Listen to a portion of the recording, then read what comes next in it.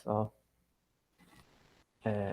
Vamos aqui dar sequência a uma aula, né, de taxas. A gente falou sobre taxas, taxa efetiva, eu falei taxa nominal, mas aqui a gente vai ver como é que faz o cálculo da conversão de taxa efetiva para nominal. A gente viu na última aula como encontrar a taxa efetiva, certo? Só relembrando aqui rapidinho, a gente parou nesses exemplos aqui, onde a gente calculou, usando essa fórmula aqui, que é a fórmula que você calcula a taxa efetiva quando você dá a taxa nominal. Então, essa expressão. Então, a taxa efetiva é IF igual 1 mais I elevado a Q menos 1. Então, o que é que você tem aqui? Você tem que esse I é a taxa nominal. E o que é o Q? Q é o número de períodos de capitalização. Ou seja, o número de período, né, de períodos de capitalização. Aí com isso você calcula a taxa efetiva. A nominal, você vai ter que fazer a operação contrária. Então você vai calcular a nominal sabendo a taxa efetiva, certo? Mas antes deixa eu só falar um pouquinho sobre o porquê dessas taxas, né? Muitas vezes no mercado financeiro, uma mesma operação ela possui, às vezes, para a mesma operação, expressões diferentes de juros em termos de sua forma de capitalização. Você pode ir num banco, certo? E ele calcula uma coisa que na prática, tanto para a taxa efetiva como para a taxa nominal. Ou seja, se você tiver aqui um exemplo, uma linha de crédito de cheque especial costuma ser definida na prática tanto por taxa efetiva ou por taxa nominal. Então, você pode contratar uma operação financeira e essa taxa ser cobrada ou de forma efetiva ou de forma nominal. Depende de como o sistema financeiro ali onde você está fazendo a operação, ele usa a sua taxa, né?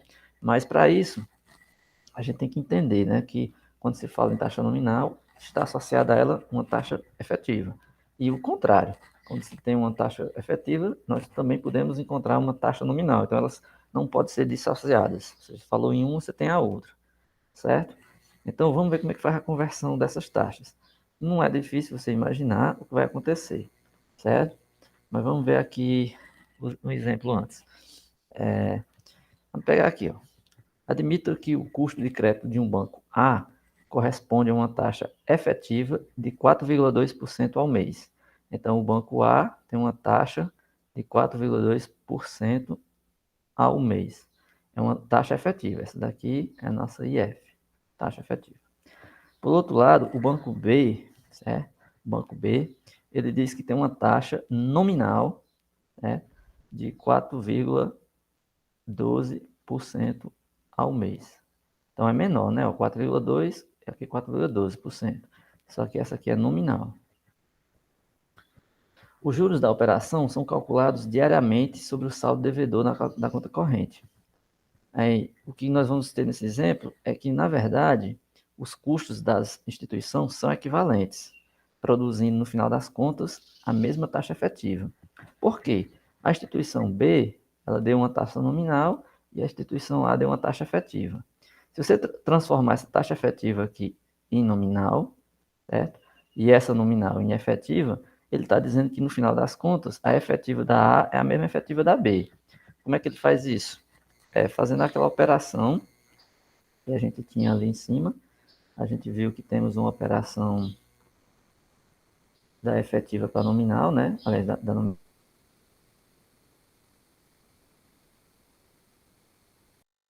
contrária. Vou rabiscar aqui no canto, certo? Imagine que você tem aqui a fórmula IF igual 1 mais I elevado a Q menos 1. Eu vou passar esse 1 para o lado de lá, então fica 1 mais I elevado a Q igual IF mais 1. Eu vou tirar a raiz quiésima, né? 1 mais I, aqui, elevado a Q. E aqui vou colocar a raiz quiésima de IF mais 1. Esse vai embora com esse. Então fica 1 mais I igual raiz quiésima de IF mais 1. Aí esse 1 aqui eu vou passar para o lado de lá. Então eu tenho que I é igual a raiz quiésima de IF mais 1 menos 1. Então foi só a operação contrária, ou seja, você tinha o IF em função do I, a gente faz agora o I em função do IF. Perceba que aqui no exemplo, o banco A, ele disse que a taxa efetiva era 4,2%. Então, a efetiva, então ele é IF. Então, isso aqui é o IF, o IF mais 1. Ele disse que a capitalização é diária, então ele colocou 30, porque é ao mês, né? Ao mês, mas ele disse que o saldo é calculado ao mês, mas em dias corridos. Então aqui tem 30 dias corridos. Então o período de capitalização é diário. Então são 30 dias. Então são 30 períodos de capitalização. Então você lembra que vai fazer o 4,2%, 4,2 sobre 100, vão dar 0,042. Então fica 1 mais 0,042, com a raiz aqui de expoente 30, menos 1. Nessa hora aqui você vai precisar necessariamente de uma calculadora, porque vai ter a raiz aqui 30 de 1,042. Você calcula essa raiz e subtrai 1. O que ele obteve foi isso, 0,137234.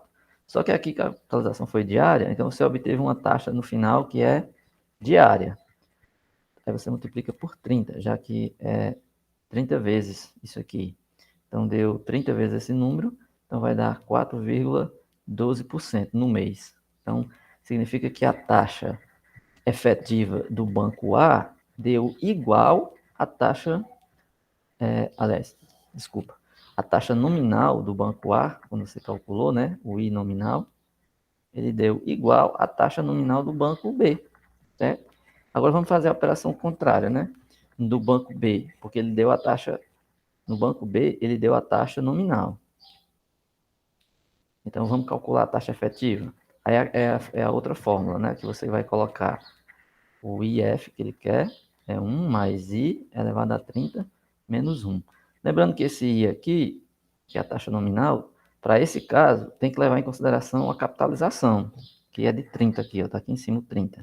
Mas essa capitalização é feita lembrando assim, você pega a taxa, 4,12, divide por 30, já que são por dia, né? Você vai fazer 4,12 dividido por 30, que vai dar 0,137333% ao dia.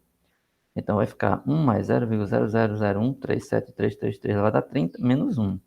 Vai ficar 1,001373333. Você vai elevar esse número a 30, subtrai 1. Já vai dar aqui o mesmo 4,2% ao mês. E essa era a taxa efetiva, né? A IF do banco A. Então, as efetivas dos dois são a mesma e a nominal dos dois são a mesma. Então, assim, você vai no banco A, eles aumentam a taxa efetiva é 4,2. O outro diz que minha taxa nominal é 4,12. Aí, se você for fazer essas contas, você vai perceber que dá no mesmo. Ou seja, os dois bancos, na verdade, estão com as mesmas taxas, certo? Apenas a forma que ele ofereceu o empréstimo para você que foi colocada diferente. Num, ele passou a taxa efetiva e no outro ele passou a informação com a taxa nominal, tá certo? Então, não é questão de comparação, ou seja, você vai apenas ver se realmente essas coisas são equivalentes. Então, o que fica de importante aí é só você manipular a fórmula, certo? Ó, mais um exemplo, né? É transformar a taxa efetiva de 48% ao ano em taxa nominal com capitalização mensal. Então, a taxa é dada ao ano, né? E é 48% ao ano. A capitalização é mensal. Então, em um mês, você tem quantos períodos de capitalização? 12. Porque, aliás, em um ano você tem 12 períodos de capitalização, porque é uma capitalização por mês. Então, em um ano você tem 12 capitalizações. Então, o que é 12? Então, joga aqui nessa fórmula, né? Então, você tem que a sua taxa nominal vai ser raiz de índice 12 de 1 mais 48 dividido por 100, né? A 0,48 menos 1. Então, a raiz aqui com índice 12 de 1,48 o resultado você subtrai 1. Então, vai dar 3,3210% ao mês. Bem, se você quiser fazer a conversão no ano, então você pega o 3,3210%, que é o mês, vezes os 12, e dá os 39,852. Aqui eu coloquei mês, mas aqui é ano, viu? Um AM, AA, na verdade. Que é o mês, já está aqui. Então, aqui é o ano. Certo? Beleza.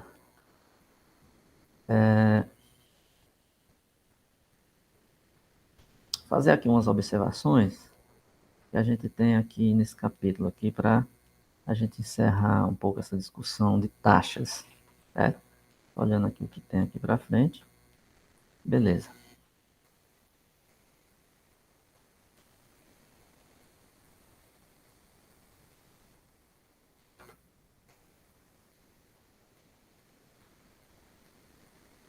Então, vamos fazer aqui umas pequenas observações aqui a respeito de período de capitalização, né?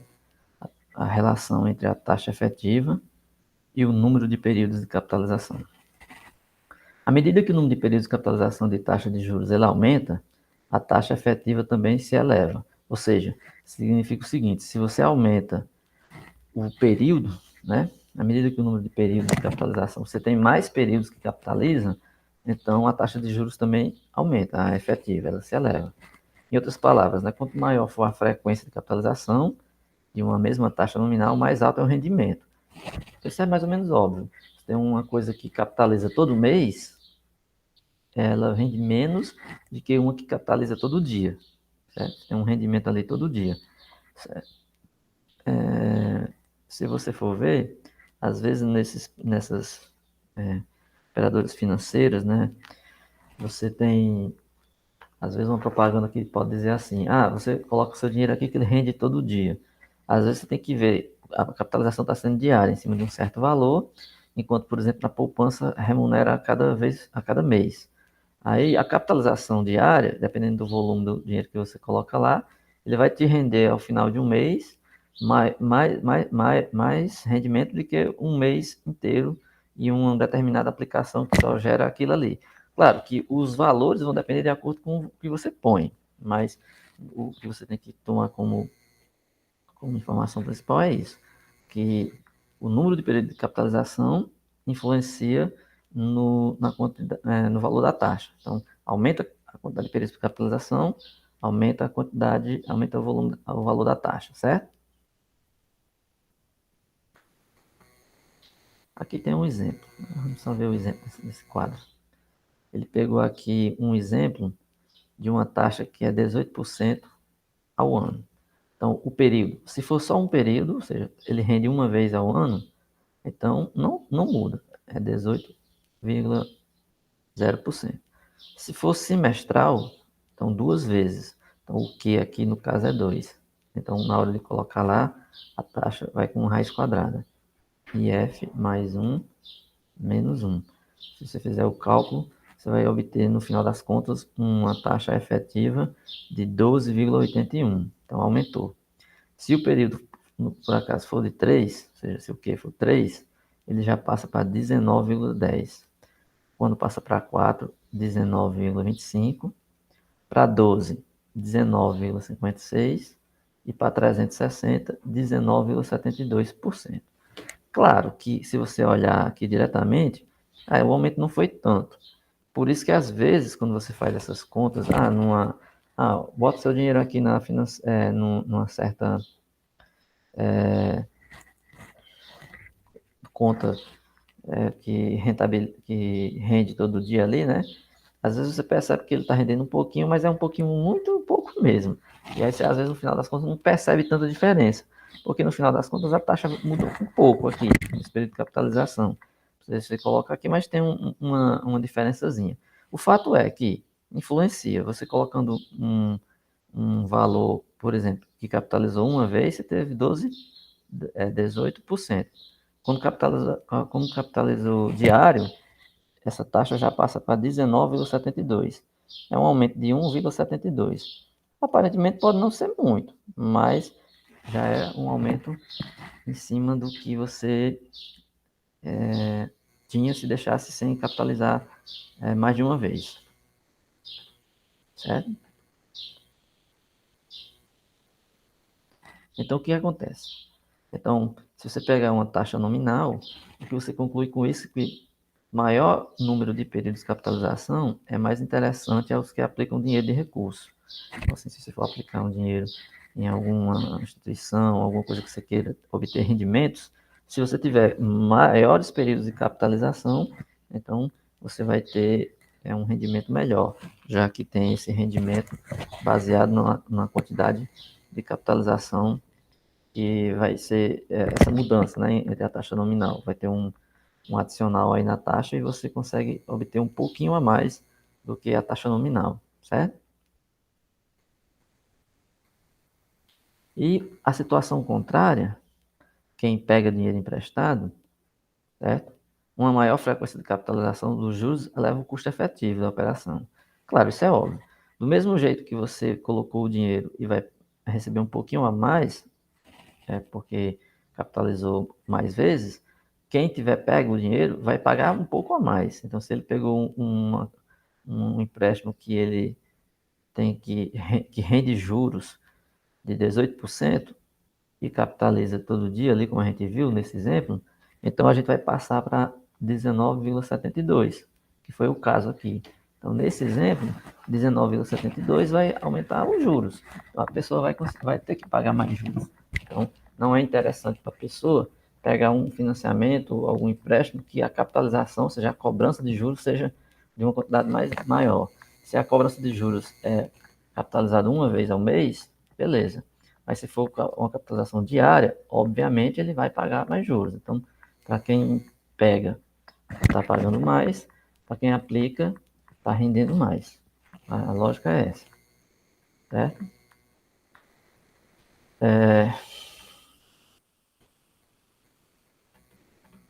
Aí aqui eu vou fazer uma observação muito importante. Essa observação aqui, vocês prestem bem atenção, é o seguinte. Um erro muito comum é a gente achar que 12% ao mês equivale a juros de 12 vezes 12% ao ano. Ou seja, eu tenho uma coisa que rende 12% ao mês. Aí eu quero saber quanto é que é no ano. Aí você pega lá os 12%, multiplica por 12 meses. Então dá 144% ao ano, né? Isso aqui, na verdade, é assim, você fez a taxa de 12% ao mês e 144% ao ano, elas são ditas taxas proporcionais. Assim, cuidado para não confundir uma coisa que é proporcional com uma coisa que é equivalente. Proporcionalidade é isso, você tem uma taxa mensal, a proporção daquela taxa para o ano é quantas vezes aquilo equivale. Se é o mês é de 12%, a proporção disso em um ano é 12 vezes 12. Beleza, está proporcional. Mas não é a mesma coisa de ser taxa equivalente. Se você dá uma taxa que rende 144% ao ano, essa taxa não é a mesma coisa de dizer que rende 12%, assim, no sentido de que equivalência entre taxas, como a gente viu na última aula, é um capital aplicado a uma mesma taxa que rende o mesmo montante. Você colocou uma mesma taxa não. Você tem taxas diferentes aplicadas ao mesmo capital, rende o mesmo montante. É isso, quer dizer que essas taxas são equivalentes. A gente vai ver até um exemplo na última aula, certo? Então, significa o seguinte: elas são proporcionais porque a razão entre elas é igual à razão dos períodos dos quais elas se referem. Ou seja, 12%, que é o mês sobre 144, né, por cento, o 12 simplificando por 144 dá 1 sobre 12.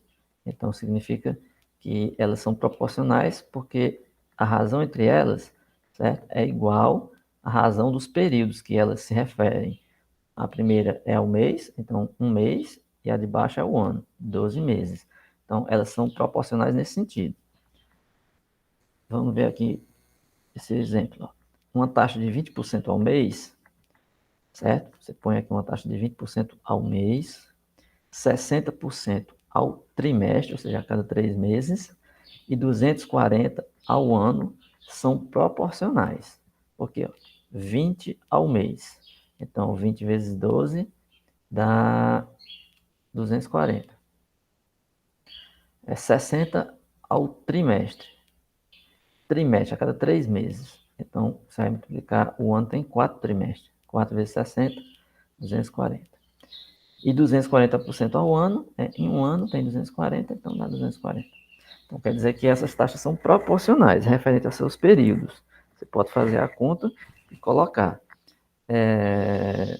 No caso aqui,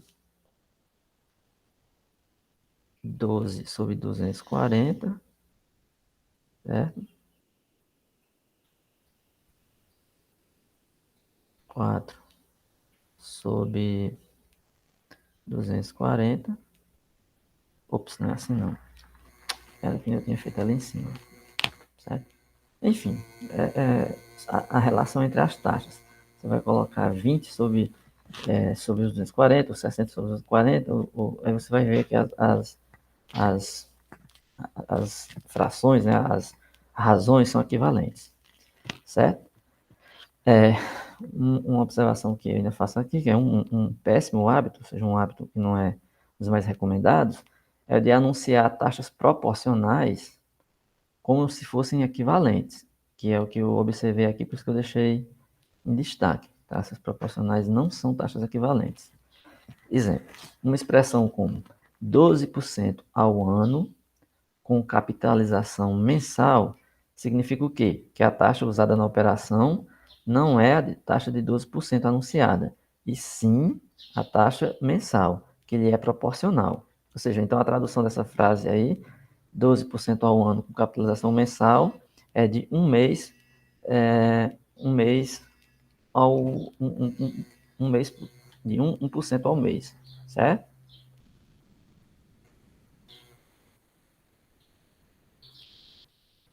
Ok. Então aí fica essa discussão entre a taxa efetiva e taxa nominal encerrada. Ou seja, a operação aí é de você fazer uma troca, uma convenção. Você tem a fórmula que calcula a taxa efetiva, você faz a operação contrária e encontra a taxa nominal, certo? Ok, seguindo aqui, vamos falar um pouquinho dessa outra coisa que é a última seção, que é o fracionamento do prazo e a equivalência financeira em juros compostos. O que significa isso? Fracionamento do prazo significa que nós podemos considerar prazos fracionados. Mas como assim prazos fracionados? Porque quando a gente coloca uma coisa que é ao mês, por exemplo, você colocou uma coisa que é ao mês. Só que, de repente, o período que você vai colocar lá o dinheiro não é de um mês inteiro. Ele pega um mês e 10 dias, um mês e 15 dias. Então, nesse caso, você vai ter que desmembrar o período. É isso que vai acontecer. Você vai separar em períodos. Muitos conceitos para juros simples, eles permanecem válidos em juros compostos. Assim, algumas coisas que a gente faz no cálculo com juros simples, eles também valem para cálculo de juros compostos. O que vai mudar é as expressões, mas no final das contas, o conceito é o mesmo. O que muda é a forma de fazer o cálculo. A gente viu que a forma do montante e a forma do montante no juros simples e nos juros compostos são parecidos, mas a forma onde o N, como o N entra lá na fórmula é diferente. Não faz com que o cálculo no final seja diferente, mas as expressões são equivalentes. Ou seja, você tem aquele cálculo lá, que é feito no regime, tem o cálculo do outro, mas o conceito é o mesmo. Por exemplo, apuração do valor presente e do valor futuro. No enunciado, apesar de manter a linha de raciocínio, eles assumem algumas propriedades diferenciadas no regime composto. Nesse caso, a gente precisa tratar sobre isso. Ao contrário do que você faz no regime de juros simples, o prazo de uma operação pode ser fracionado, ou seja, como eu falei, desmembrado. No regime de juros compostos, e sem que isso leve à alteração do resultado do valor presente e do valor futuro. Eu acabei falando uma coisa errada aqui. Eu falei que é o fracionamento do período. Isso aí tem, mas é só na outra sessão, certo? Pode ser isso, pode ser isso visto logo em seguida. Mas nesse caso aqui, a gente pode fracionar o cálculo também em relação à forma de cálculo dos juros, certo? Por exemplo, nesse caso aqui, a gente vai ter aquela fórmula do valor presente, esse FV aqui, aliás, valor futuro é o M, né? O M, que é C vezes 1 mais I elevado ao período N, aqui é juros compostos. Suponha que você pega esse N e você quer quebrar em dois períodos, N1 mais N2.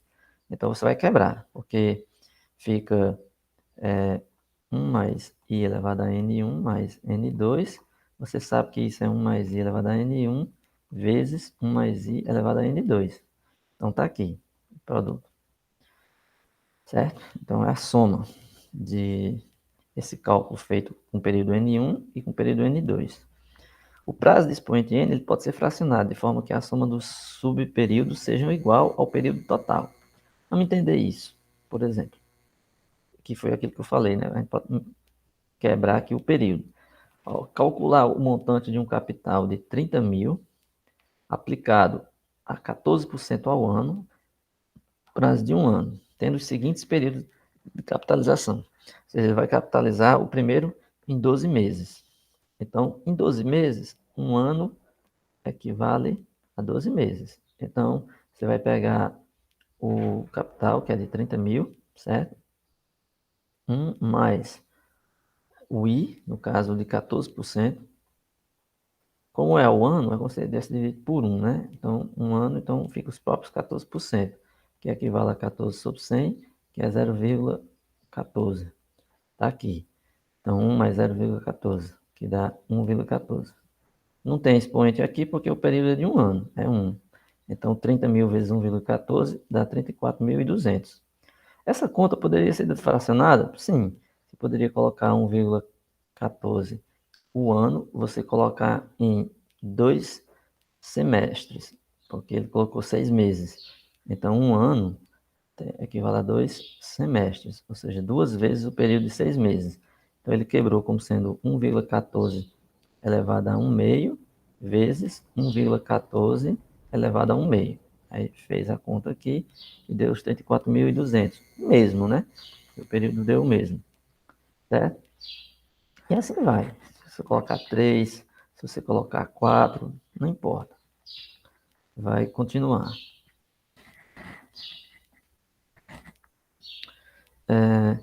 Só que para cada período de capitalização, você também pode utilizar a respectiva taxa equivalente composta. O que significa isso? Suponhamos que cada período desse tem capitalizações diferentes. Então, se tiver, você tem que fazer a troca. Como assim a troca? Vamos lá. Pegar primeiro o primeiro caso. A gente viu lá que os 12 meses dava uma taxa de 14% ao ano. A gente calculou já e deu os 34.200, certo? Em 6 meses, no final das contas, a gente não precisaria quebrar aquele 1,14 em 1 meio vezes 1,14 elevado a 1 meio. Poderíamos fazer o seguinte, a gente calcula a taxa equivalente, a taxa efetiva equivalente para esse período, a taxa nominal, na verdade, né? Taxa nominal. Então, seria raiz quadrada, porque a capitalização não é a cada 6 meses, então só tem 2 ao ano. 2 ao ano. 2 capitalizações ao ano. Então, o que é igual a 2? Então, a raiz é quadrada. De 1 mais. Aí você vai colocar a taxa. Só que aqui eu vou colocar a taxa feita já a transformação. Como assim a transformação? Aqui dentro a gente tem que colocar a taxa efetiva, né? Aquela conversão que a gente aprendeu lá. Então, você tem que transformar a sua taxa. Ou a efetiva não, nominal. Então, é raiz de 1 mais a taxa de 14% menos 1. Só que esse 14%, você vai lá, faz 1,14 sobre 100 dá 0,14. Quando você soma com 1, dá 1,14. Menos 1. Então, deu 6,77%. Aqui não é 2 meses, né? Não é 2 a capitalização. Então, aqui vai ficar ao semestre, ou seja, 2 capitalizações, então ao semestre. Então, no final das contas, é a mesma coisa da gente pegar o 30 mil vezes. Aí usa essa daqui, a 6,77. Então, fica 1 mais 0,0677, então dá 1,0677 ao quadrado. E dá os mesmos 34.200, certo? E aí vai. Exemplo, capitalização de 4 meses, com IQ aqui o período de 3, porque no ano 12 dividido por 4 meses vai dar 3 a capitalização. Então você faz a mesma coisa. Calcula com o 3, encontra a taxa ao quadrimestre, porque 4 meses a gente usa a expressão quadrimestre. Então, A.Q. Ou seja, ela capitaliza a cada 4 meses. Então, tem que ter 3 capitalizações. Então, vai ficar os 30 mil vezes 1 mais a taxa que você fez a transformação, né, de 4,46, está aqui, 0,046 com 1, e elevado a 3. Então, dá 34.200. Beleza? Para encerrar, eu falei da capitalização composta em períodos fracionários. Eu acabei falando isso lá atrás, lá na frente, e não era isso que eu ia dizer. Vou dizer isso aqui agora. É aquilo que eu disse, que operações financeiras, o prazo não é um número inteiro.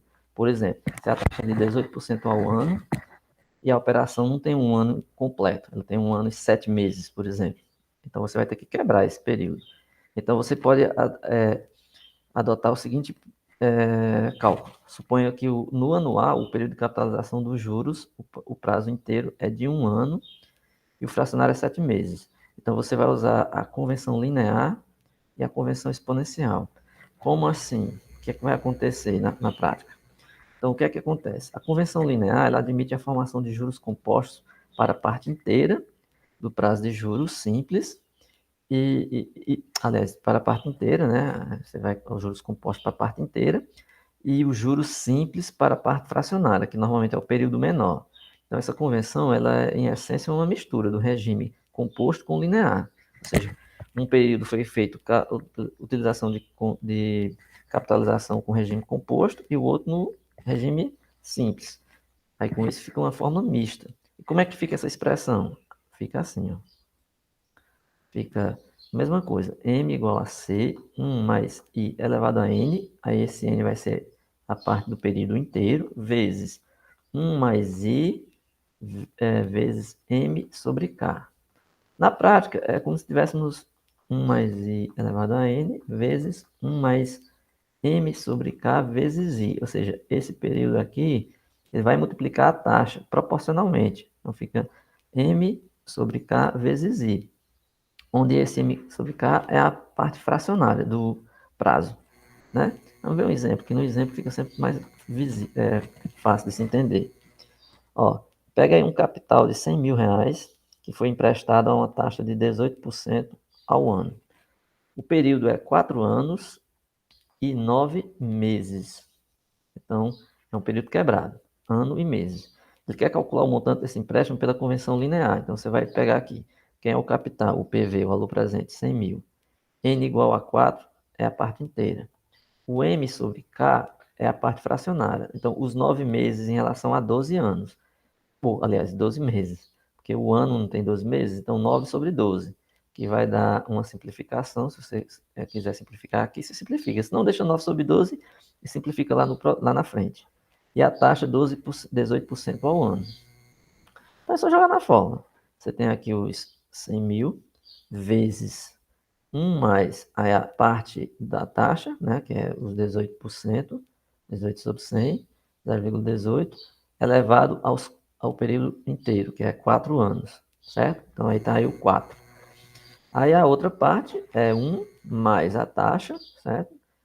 Vezes a fração do tempo, que é 9 sobre 12. Aí aqui você pode simplificar na hora de fazer a conta. Você tem 1 mais, se você quiser, você coloca 18 sobre 100, certo? Se você quiser, vezes 9 sobre 12, só para a questão de simplificar mesmo, porque aqui eu posso usar 18 e 12 aqui, né? Posso simplificar por 6, aqui dá um 2 e aqui dá um 3, certo? Então 3 vezes 9 dá 27 sobre 200, aí você faz essa divisão, então você vai obter 0,135, então fica 1 mais o resultado desse produto. 1 mais 0,135. Está aqui.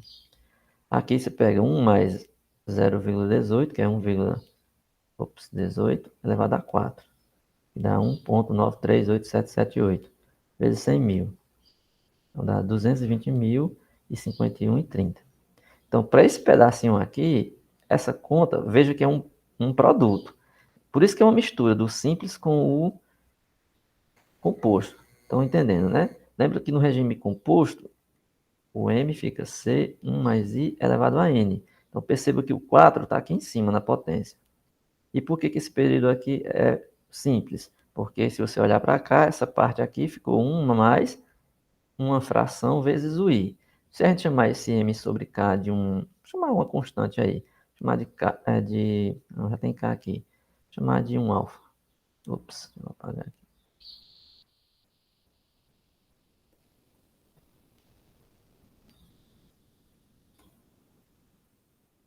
Então fica alfa vezes i. Então ficou aqui uma função linear. Então aqui é composto e aqui é simples. Certo?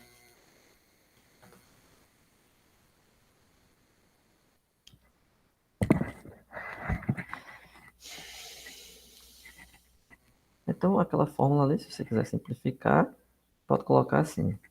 FV igual a PV 1 mais I elevado a N mais M sobre K. Que no final das contas você sabe que é PV vezes 1 mais I elevado a N vezes 1 mais I elevado a M sobre K. Mas se você quiser somar isso aqui, usar a calculadora e enxugar a fórmula, você usa só assim. Certo? Aqui o exemplo. Certo? Aqui a gente tem um exemplo e temos o cálculo feito aqui. Se você observar,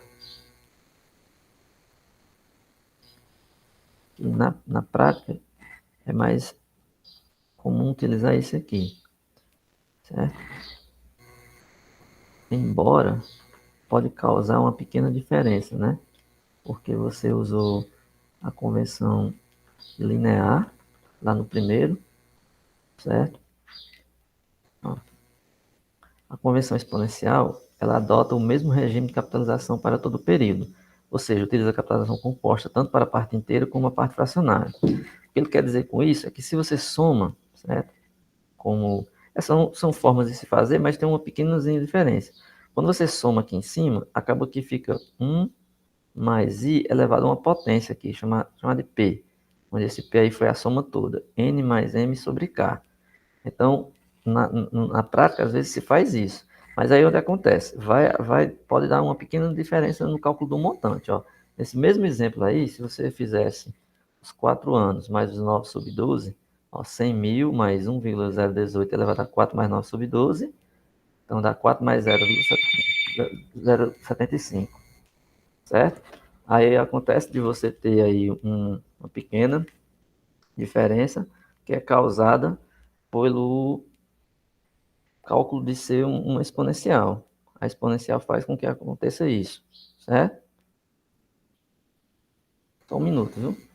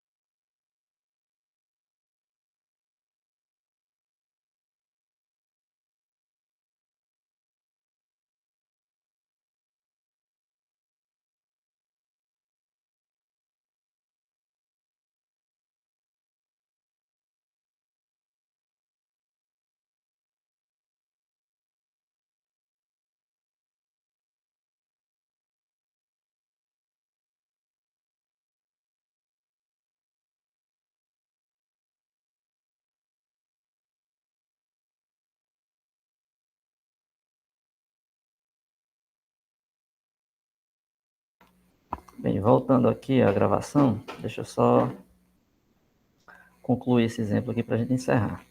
Então, a diferença, vocês percebem aí, é clara pelo fato de que a gente tomou esse expoente, né? Então, quando a gente toma um expoente aqui, aquela conta não é mais 1 mais i elevado a n vezes um pedaço i elevado a uma fração, vezes uma fração, certo? Então, tem essa diferença, certo? Então, na conta você faz e acontece que vai ficar 1,18 elevado a 4,75. Aí deu 219.502,50, certo? Nesse caso aí, o procedimento é o mesmo ao se determinar, se você quiser, uma taxa mensal de 18% ao ano e capitalizada em 57 meses. Ou seja, se for capitalizado mês a mês, aí você conta 4 anos, você vai fazer, cada mês tem 12, né, vezes 4, então dá 36. Quando você soma com 9, então você vai obter os 47 meses. Aí você transformaria a sua taxa de 18% ao ano com uma taxa equivalente, né, fazendo a conversão da efetiva para nominal, 1,18 menos 1, certo? E teria a capitalização diária aí de 3,388846 ao mês. O que é que você está considerando meses? Então, por isso que aqui ele faz a conta ao mês. Então, seria a mesma coisa de você colocar 100 mil vezes 1 mais 0,01, esse número elevado a 57, que dá 219.502,50 centavos. Mas, em todo caso, a gente percebe uma pequena diferença no final. Ó. Quando a gente usou a linear, ou seja, quebrada, 1 mais i elevado a n vezes 1 mais k vezes m vezes i, deu 220.051,30. E no exponencial deu menos. Você vai dizer, então não foi muito boa a ideia fazer. O problema é que adicionou uma parte de juros simples, uma parte de juros composto, e eu acho que isso faz com que tenha essa diferença. Ou seja, essa diferença aqui de 548, ela se deve à formação dos juros simples no prazo fracionário da conversão linear. Ou seja, se você tivesse feito no sistema convencional, ou exponencial, pagaria um pouquinho a menos. Então, conhecer o regime de capitalização dos juros é importante para você determinar qual é a sua melhor opção na hora de ou fazer financiamento ou na hora de fazer aplicação financeira. Tá certo? Beleza, então com isso aí eu encerro essa aula de hoje e a gente vai, na sequência, né? Tem esses exercícios aí que vocês têm que resolver e na sequência a gente vai entrar num capítulo diferente, que é o de descontos, certo? Então, vamos ficar por aqui nessa aula de hoje e a gente continua na próxima já com um novo capítulo.